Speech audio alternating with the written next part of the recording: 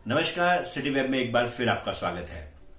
आज हम जानेंगे भगवान बुद्ध के जीवन से मिलने वाली एक ऐसी शिक्षा जो हमारा जीवन बदल सकती है, शायद हमारे को अपने जीवन के लक्ष्य को पाने में मदद कर सकती है। एक बार की बात है, मगध के राजा प्रसन्नजित भगवान बुद्ध के पास आए। आपके मन में एक जिज्ञासा थी, जिस जिज्ञासा को शांत करने के लिए आप भगवान बुद्ध के चरणों में आए। जब आप भगवान बुद्ध के चरणों में आए तो भगवान बुद्ध एक पेड़ के नीचे बैठे हुए थे, साथ में उनके शिष्य भी बैठे हुए थे। भगवान जो प्रसन्नजित राजा थे, आप बहुत सारे घोड़े हाथियों में बहुत सारे उपहार लेकर भगवान बुद्ध के पास पहली बार प्रस्तुत हुए। आप जब प्रस्तुत हुए तो आपने भगवान बुद्ध के पास जाकर सबसे पहले नतमस्तक हुए और एक अपनी जिज्ञासा रखी। बोले, मैंने सुना कि आप हमारे राज्य में आए हुए हैं, तो मैंने सोचा कि मैं आपके खुद दर्शन करने आ जाऊं। और क्योंकि पूरी दुनिया में आज आपकी जय जयकार हो रही है, आप पूर्ण संत हैं, तो मैंने सोचा कि आपसे मैं अपने मन की एक जिज्ञासा पूछ लूं। भगवान बुद्ध ने बड़े ही प्रेम पूर्वक बोला कि जी हां, पूछ सकते हैं।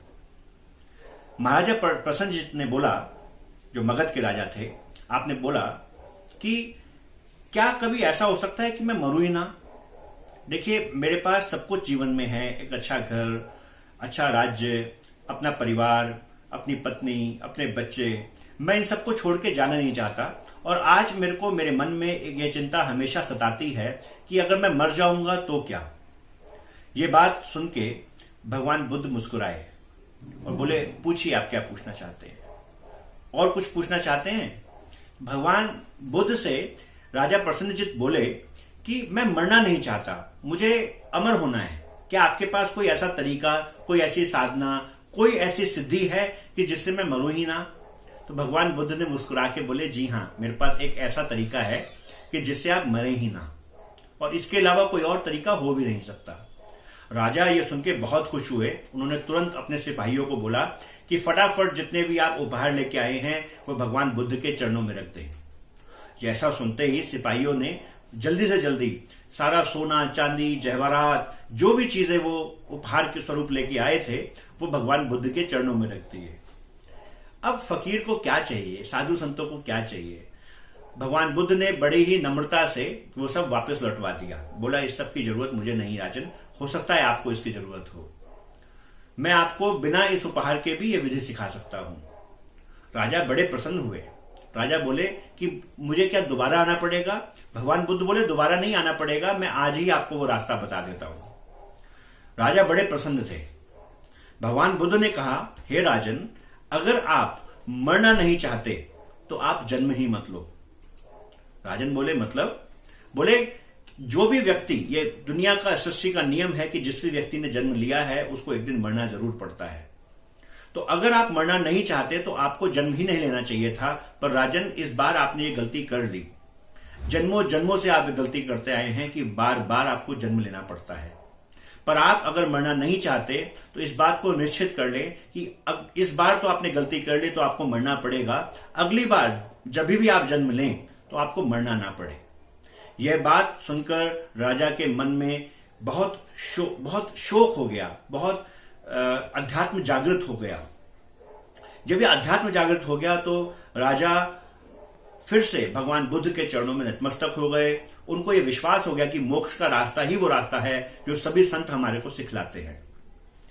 अब राजा ने अपनी पत्नी संग भगवान बुद्ध के चरणों की शरण ली और योग साधना के मार्ग में आगे बढ़ गए। साधना के मार्ग में उन्होंने नियमित रूप से साधना करनी शुरू कर दी। एक दिन की बात है, राजा और रानी दोनों सुबह अपनी साधना करके उठे और दोनों ने एक दूसरे को देखा। जब वो एक दूसरे से मिले तो एक दूसरे से अपने अनुभव साझा करे। राजा ने बोला, आज मेरे साथ बड़ी अनूठी घटना हुई कि साधना के दौरान मेरे को अंदर से एक सवाल आया कि तुम राजन, तुम सबसे ज्यादा किसको पसंद करते हो? तुम्हारे लिए सबसे ज्यादा महत्वपूर्ण कौन है? तो रानी बोली, अरे यही सवाल तो मेरे मन में आया। यही सवाल तो मुझे अपनी साधना के अंदर मेरे मन में बार बार कौंधता रहा कि सबसे ज्यादा महत्वपूर्ण कौन है मेरे जीवन के लिए। तो राजा से रानी ने पूछा कि आप बताइए, आपका क्या उत्तर था? तो राजा बोले कि मेरा उत्तर था कि मेरे लिए सबसे ज्यादा महत्वपूर्ण मैं हूं। और रानी ने भी बोला कि मेरे मन में भी यही उत्तर आया कि दुनिया में सबसे ज्यादा महत्वपूर्ण मैं हूं। अब ये जवाब जो था ये सही था या गलत था, इस जवाब को जानने के लिए आप दोनों ही भगवान बुद्ध की शरण में फिर से गए। आप उनके समक्ष जाके खड़े हुए और भगवान बुद्ध के आगे हाथ जोड़ के बोले कि भगवान बुद्ध, आप हमारे को बताइए कि हमारे मन में ये सवाल आया और हम दोनों के मन में ही एक जैसा जवाब क्यों आया। भगवान बुद्ध ने जवाब दिया, कल्याण हो, कल्याण हो और कल्याण हो। और ये बोले कि यही आपके अध्यात्म की शुरुआत है। भगवान बुद्ध ने आगे संदेश दिया कि अध्यात्म का मार्ग एक ऐसा मार्ग है जिसमें आपको अकेले ही चलना पड़ता है और आपको सबसे पहले यह जानना होता है कि आप किसी और के लिए साधना नहीं कर सकते। ये एक ऐसा मार्ग है जिसमें आप खुद के लिए ही सब कुछ कर सकते हैं। तो सबसे पहले आपको अपने आप को जानना पड़ता है, अपने आप की, अपने जीवन का, मनुष्य जीवन का महत्व समझना पड़ता है। जब आप मनुष्य जीवन का महत्व समझ लेते हैं, उसके बाद आपको खोज करनी होती है अपने आप की। इंग्लिश में कहावत है, self realization die the before the God realization, यानी कि अगर हम खुद की खोज कर लें तो परमात्मा की खोज की जा सकती है। आज के लिए इतना ही। हम एक बार फिर आपसे मिलेंगे, कल फिर से आते हैं। और हाँ, इस कहानी को, इस आध्यात्मिक मोटिवेशन को शेयर करना ना भूलें, चैनल को सब्सक्राइब करना ना भूलें, जिससे कि यह मोटिवेशन, यह आध्यात्मिक डोज ज्यादा से ज्यादा लोगों तक पहुंचे। आज के लिए इतना ही। नमस्कार।